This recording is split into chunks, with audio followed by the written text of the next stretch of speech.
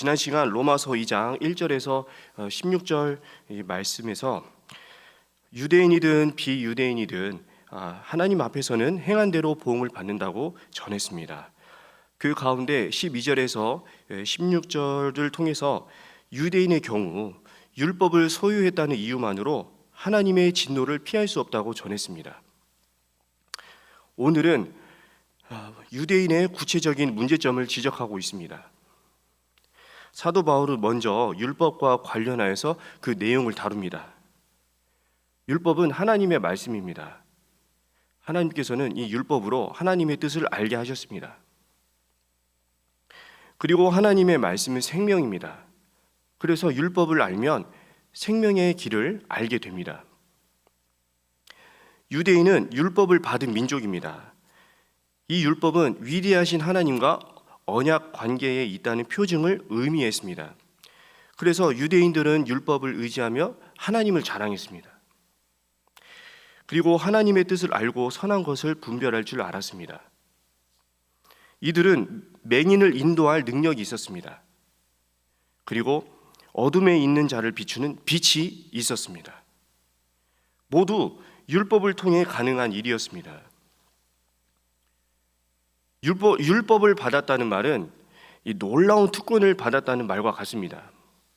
생각해 보십시오. 어느 민족이 위대하신 하나님의 권능을 눈앞에서 경험했습니까?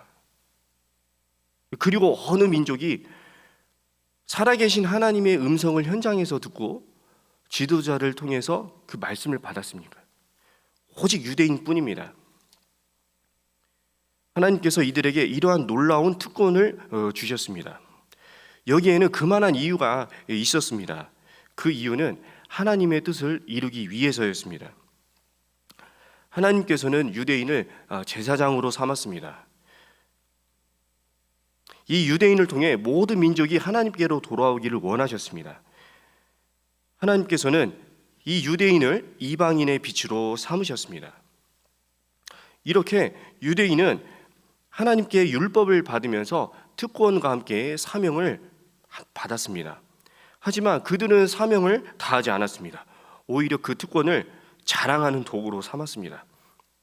스스로 선생이라 여기면서 자신을 가르치지 않았습니다. 도둑질하지 말라 가르치면서 도둑질을 했습니다. 간음하지 말라 가르치면서 간음했습니다.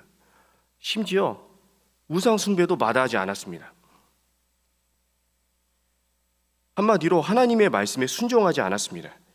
율법을 자랑하면서 그 율법에 불순종하여 하나님을 욕되게 했습니다.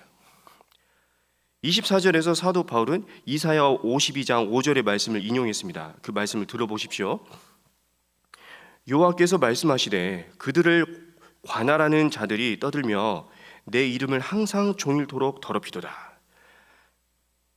사도 바울은 이사야서 말씀을 인용하되 너희 때문에 라는 이 표현을 넣어서 유대인의 불순종을 지적했습니다. 한편 율법과 함께 하나님과의 언약의 관계를 표정하는 모습이 있습니다. 그 모습은 할례입니다. 유대교 전승에 따르면 지옥문 옆에 앉았을지라도 할례 받은 사람은 아무도 지옥에 떨어지지 않도록 아브라함이 책임을 져준다. 이런 내용이 있습니다. 그만큼 할례는 유대 민족의 정체성을 나타내는 중요한 의미를 담고 있습니다. 여기에서 사도 바울은 아무리 유대인이면서 할례를 행해서도 율법을 지키지 않으면 무할례자가 된다고 전했습니다. 반대로 아무리 무할례자라 할지라도 율법을 지키면 할례자로 여기지 않겠느냐고 전했습니다. 그러면서 강도를 높여서 다음과 같이 내용을 전했습니다. 27절입니다. 무할례자가 율법을 온전히 지키면 율법과 할례를 가지고도 율법을 범하는 너를 정죄하지 않겠느냐 이렇게 전했습니다. 사도 바울은 28절과 29절로 앞서 언급한 내용을 정리합니다. 표면적 유대인이 유대인이 아니요 표면적 육신의 할례가 할례가 아니라 오직 이면적 유대인이 참된 유대인이요 성령으로 마음의 할례를 받은 자가 진정한 할례자다 이렇게 전했습니다. 이런 자가 하나님과 관계를 잘 유지하는 자요 하나님께 칭찬받는 자라고 전했습니다. 본문 내용을 요약하면 이렇습니다.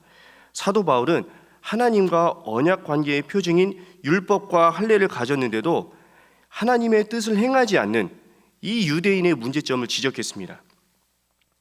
사도 바울은 유대인을 향해서 율법을 정말 자랑스럽게 여긴다면 그만큼 율법 정신을 따라서 행해야 한다 전했습니다.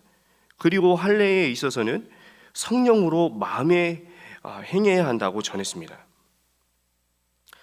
성도 여러분, 하나님께서는 이 본문을 통해 하나님과의 관계는 이 외적인 면에 있지 않다고 말씀하고 계십니다. 오히려 하나님과의 관계를 소중히 여기는 마음, 그 중심에 있다고 말씀하십니다. 이 마음을 방금 살핀 말씀에 따르면 하나님의 말씀을 귀하게 여기는 마음입니다. 그리고 회개하는 마음입니다. 하나님께서는 29절의 표현과 같이 저와 여러분 모두 이면적 유대인이요 마음에 할례를 행하는 자가 되기를 원하십니다. 그러니 성도 여러분, 하나님께서는 이면적 유대인이요 마음에 할례를 행한 성도를 칭찬한다는 이 말씀을 기억하십시오.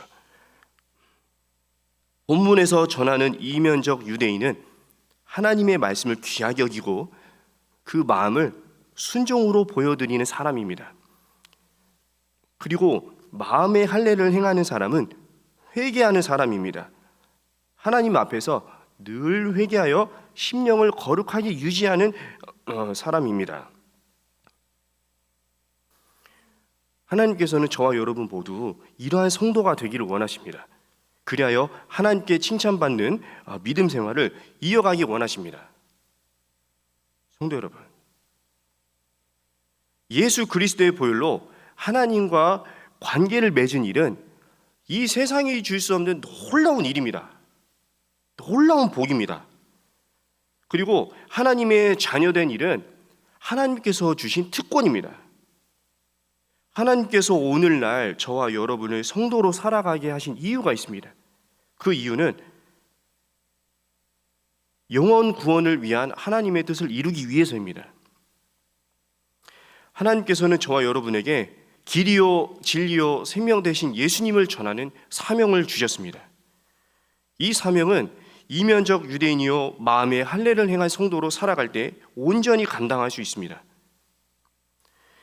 이렇게 사명을 감당하는 성도가 하나님을 존귀하게 여기는 성도요 하나님과의 관계를 잘 유지하는 성도입니다. 하나님께서는 저와 여러분 모두 이러한 삶을 살아가기를 원하십니다. 그러니 성도 여러분, 오늘 하루를 살아갈 때 저와 여러분에게 주신 이 말씀을 기억하십시오. 하나님의 말씀을 귀하게 여기고 말씀 순종에 힘쓰십시오. 그리고 하나님 앞에서 겸손히 회개하는 심령으로 살아가십시오. 그리하면 하나님께서 영광을 받으실 것입니다. 그리고 그 하나님께서 성도 여러분을 칭찬하실 것입니다.